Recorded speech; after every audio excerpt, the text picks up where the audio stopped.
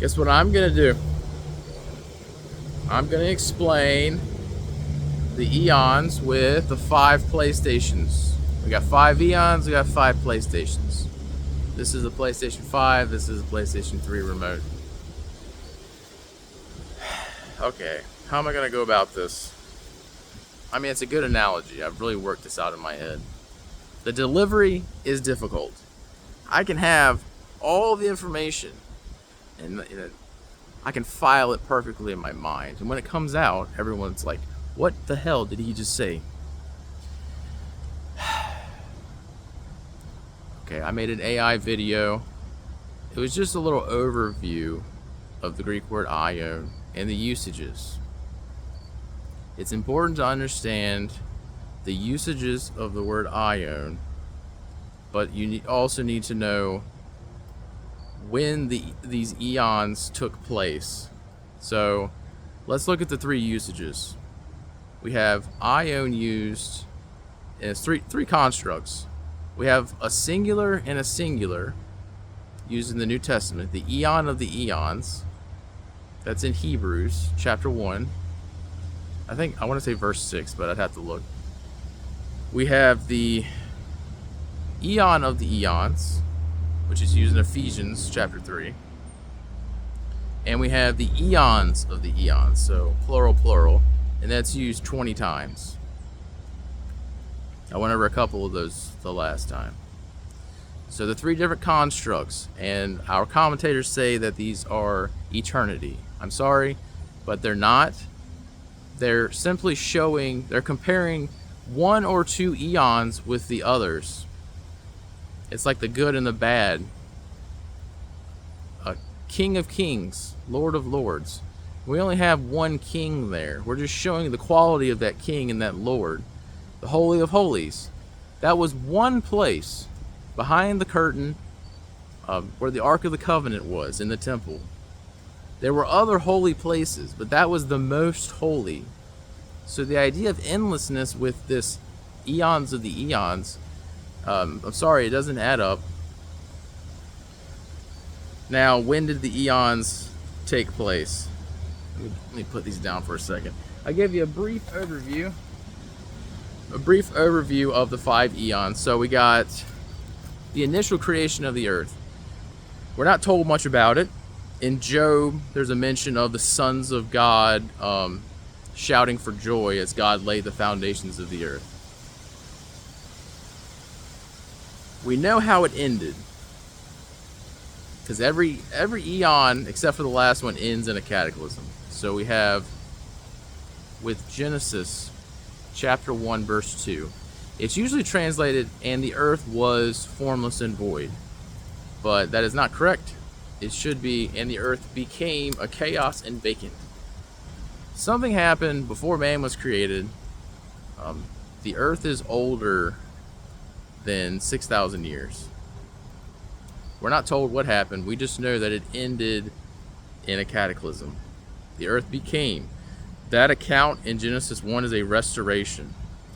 So that's one time period. That's one age that we don't even really know much about. And that would be my analogy that I'm going to show. That's going to be PlayStation 1. The second eon was from Adam to the flood. Now, God does different things. Okay. God does different things during each eon to show that mankind and his creation without him is inept. But he just does it in different ways. So in the second time period, from Adam to Noah, we didn't have human government, but God gave man a conscience. And what did man do? They violated their conscience. So, cataclysm, flood. We get into eon number 3, the waters recede. What happens? All right, Babel. God disperses everyone. Human government is established. We are in that same age, the same eon, the same time period, where the failure of human government is on full display. And this is apart from God, by the way. Is on full display for the universe. It doesn't matter what government you have or how hard you try, it will fail because it's supposed to. Now, we know that every eon ends with a cataclysm. Well, we have the day of the Lord, or the day of Jehovah, or the day of Yahweh, the indignation of God, and it's commonly known as the tribulation, where, by my counting, well over half of humanity is destroyed, and then Christ returns and establishes a righteous kingdom. Something just landed on my neck.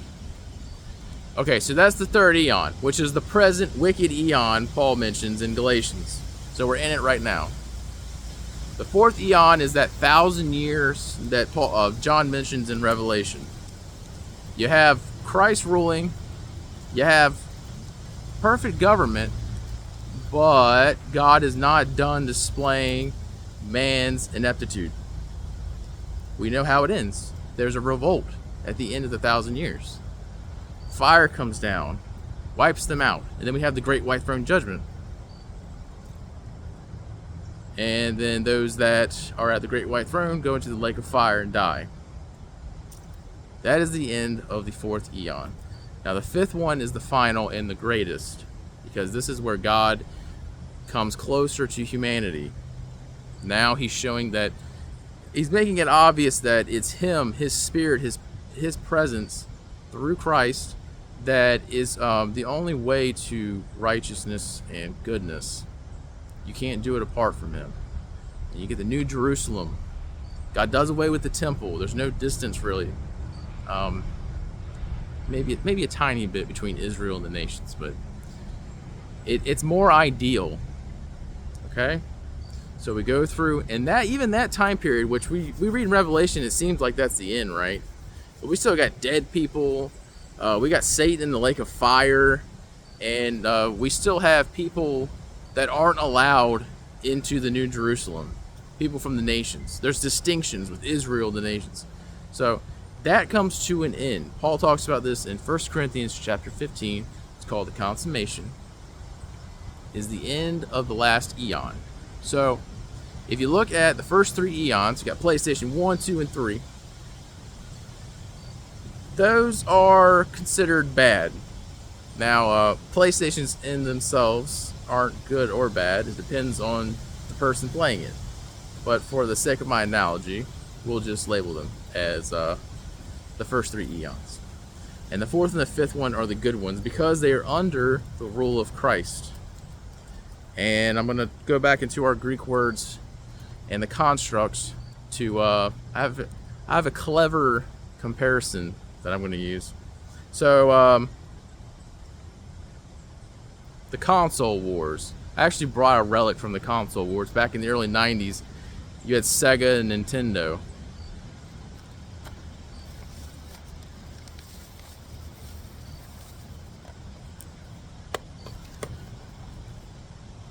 Here's my childhood. Top Gear 2. That's just a good soundtrack on this thing. You can still play this game. And of course, Sonic the Hedgehog. This is the... I'm trying to get this open. Wow, that's stuck. It's over 30 years old. There you go. Old technology.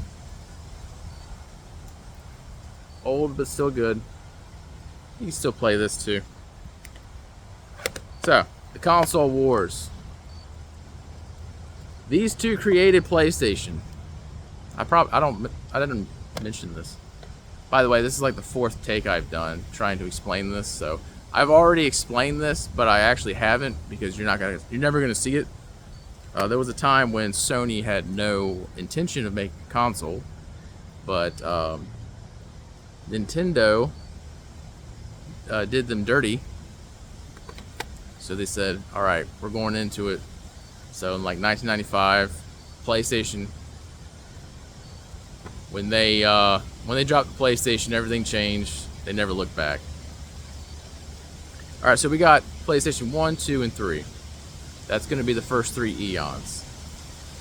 Those will be, we'll just call them the wicked eons because we have to. They're not ideal. PlayStation 4 and 5 are going to represent the Millennial Kingdom and the New Heavens and New Earth. They're going to help you to understand the usages of Eon. Why is it that it's used singular, singular, singular, plural, and plural, plural? Let me put these back.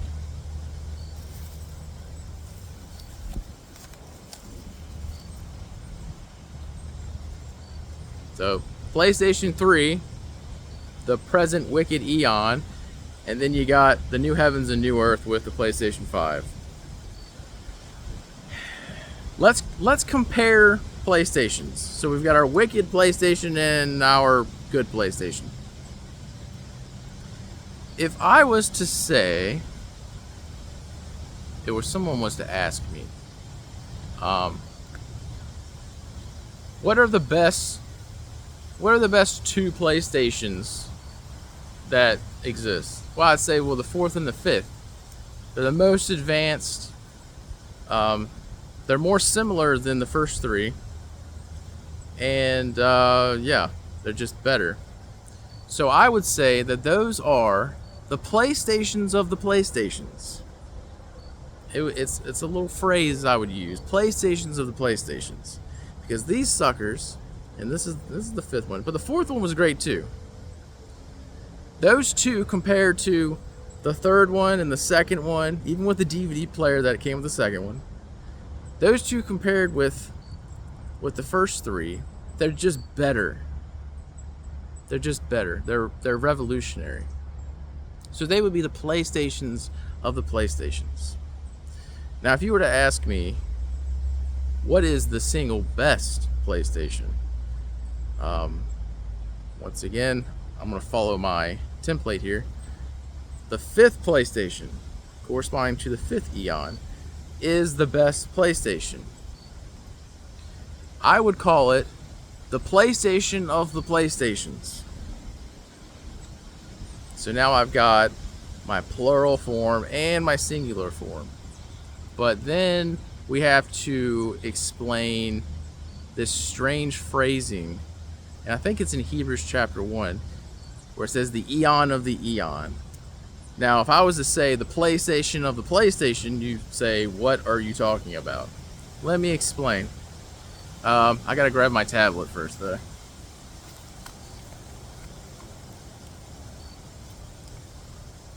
In Hebrews chapter 1, verse 8. Now, the King James, they translate these phrases forever and ever, and I complain because it's either both, they're either both plural or one is plural. So it should say forever and evers or forevers and evers. But in Hebrews chapter 1, verse 8, it is actually singular, so that forever and ever is the only occurrence where it actually makes a little bit of sense.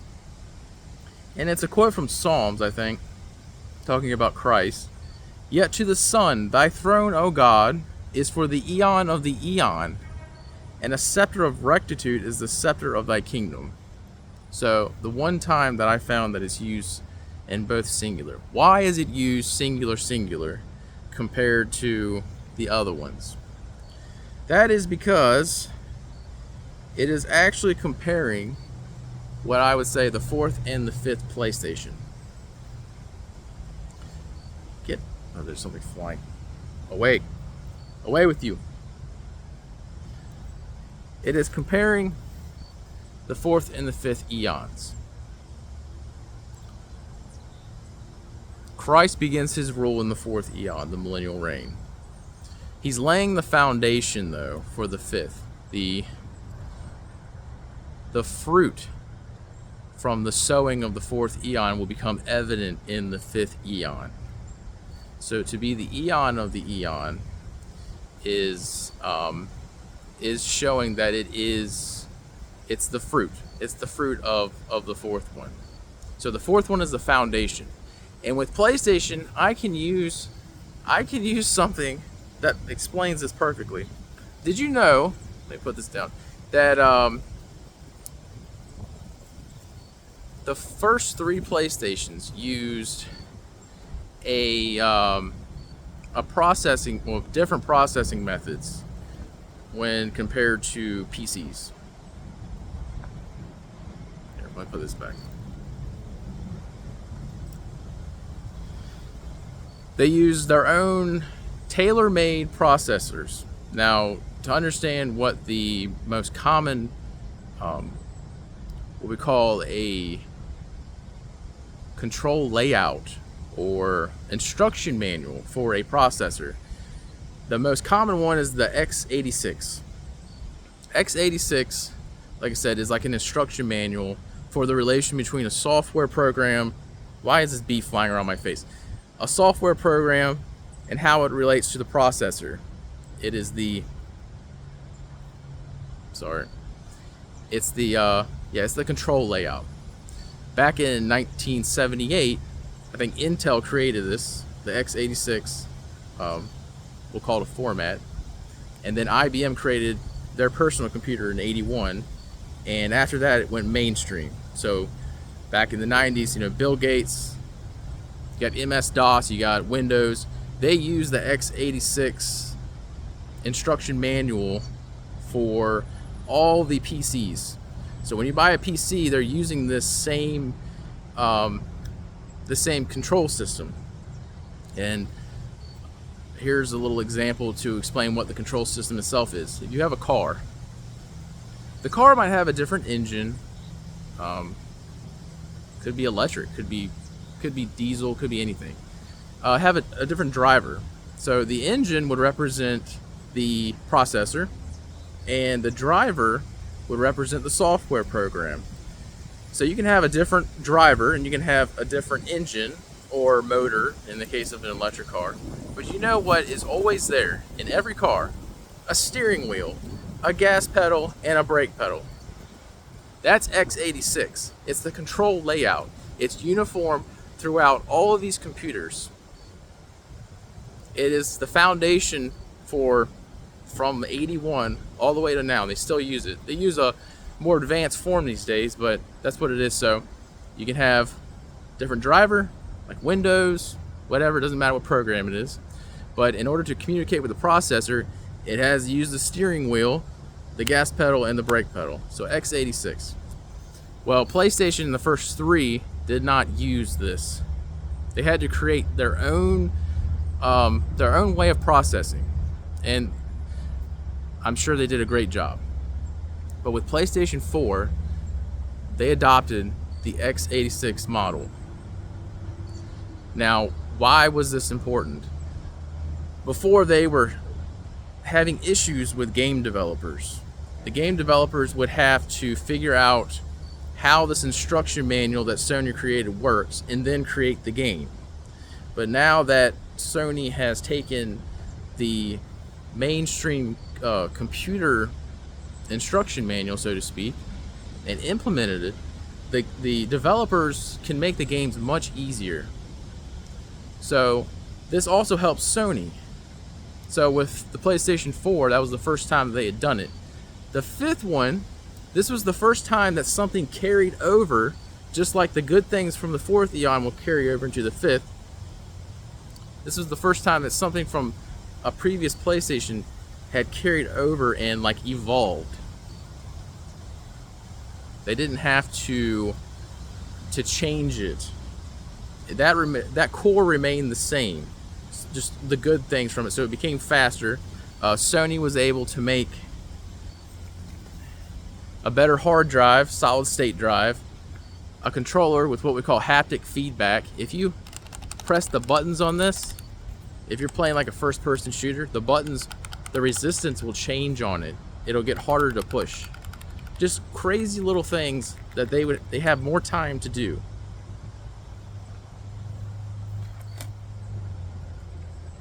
So x86, the control layout, would represent Christ's rule for PlayStation. So obviously the fifth one benefited from the fourth, that change. So those two, compared to the first three, which used, like I said, Sony's own particular brand of processing instruction, I think they initially avoided it because of cost. It wasn't cost effective for the first one. And then towards the third PlayStation, they really went crazy with it. But PlayStation 3 is the most wicked because it's the present wicked Eon. So no, we're not going to deal with that anymore. We're going with x86. So we got 5 PlayStations, we got 5 Eons, 5 time periods. The PlayStations of the PlayStations are not infinite PlayStations. We're just talking about PlayStation 4 and 5 compared to 1, 2, and 3. The PlayStation of the PlayStations, PlayStation 5 compared to 1, 2, 3, and 4. And the PlayStation of the PlayStation is 5. It is being compared to 4, but it's showing the relationship of the two. And that's in Hebrews. We just read that. So yes, my example was a bit corny. Yes, I'm a nerd. Thank you. But 5 eons. God has not told us anything about eternity. We can't understand something without a beginning, and we can't understand something without an end. We know that certain things don't end. God's kingdom won't end, and life won't end. I know what will end is judgment, because if it didn't, then God wouldn't be righteous. So I do have a old video on the Eons that I might post to sort of help solidify this in your minds. If you don't know this, maybe you already do, and I'm just rambling. Anyway, I'm gonna have to tweak it. It's just an older video on the Eons that I did, but they have a beginning, they have a middle. We're in the middle of them, by the way, and an end. We're gonna get to PlayStation 5, but all right, here's my final analogy. Sony adopting the x86 template, the instruction manual, so to speak, it conformed it to how all PCs operate. So we have a strange paradigm now. The console wars, I just showed you Sega Genesis, Super Nintendo. The console wars have ended. There was a big war between Xbox and Sony. Yeah, that just came to an end. And now PC gaming using the x86 instruction manual, and now you've got Sony using the x86 instruction manual, and I don't know if the Xbox uses it, they might. They're all sort of merging. So very soon, within the next 5 years, I think, you won't really need a console anymore.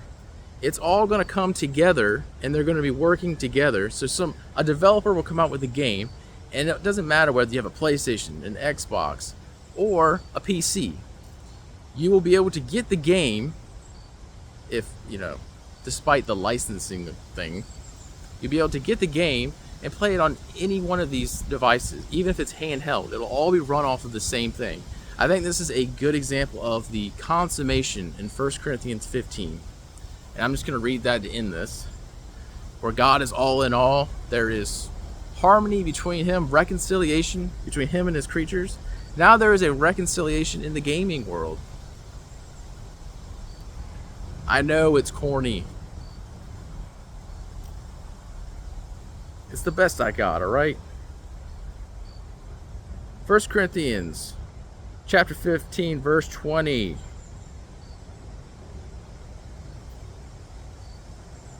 Verse 21, I'm sorry. For since in fact through a man came death, through a man also comes the resurrection of the dead. For even as in Adam all are dying, thus also in Christ shall all be vivified. Yet each in his own class. The first fruit Christ, thereupon those who are Christ in his presence, thereafter the consummation, whenever he may be giving up the kingdom to his God and Father. And Christ has a God. We'll get into that one too. The teaching of the Trinity, I'm going to have to talk about that. He may be giving up the kingdom to his God and Father, whenever he should be nullifying all sovereignty and all authority and power. And You know what? I'm not gonna. For he must be reigning until he should be placing all his enemies under his feet. The last enemy is being abolished, death. And then here's the confusing verse. For he subjects all under his feet. Now, whenever he may be saying that all is subject, it is evident that it is outside of him who subjects all to him. Talking about the relationship between God and Christ. Now, whenever all may be subjected to him, then the Son himself shall be subjected to him who has subjected all to him, that God may be all in all. Just like with PC and consoles all coming together with the x86 control layout. God will be all in all, and there's not going to be... You need friction in order to teach something. The console wars, their friction taught them things. It's not the most perfect analogy, but at least I got to look at some of my old stuff. That was fun. I dropped half of it walking here. I got dirt on all of my collectibles now. Yeah, I'm sacrificing for you. It's okay. Please don't thank me. Don't. So yeah, the eons are not endless. That made sense, yeah. They're not endless, and using them in different constructs is important. To ignore it, you will obscure what is being said. You miss out on a lot of great stuff, and yeah. So like Ian Malcolm says in Jurassic Park, oh, well, there it is.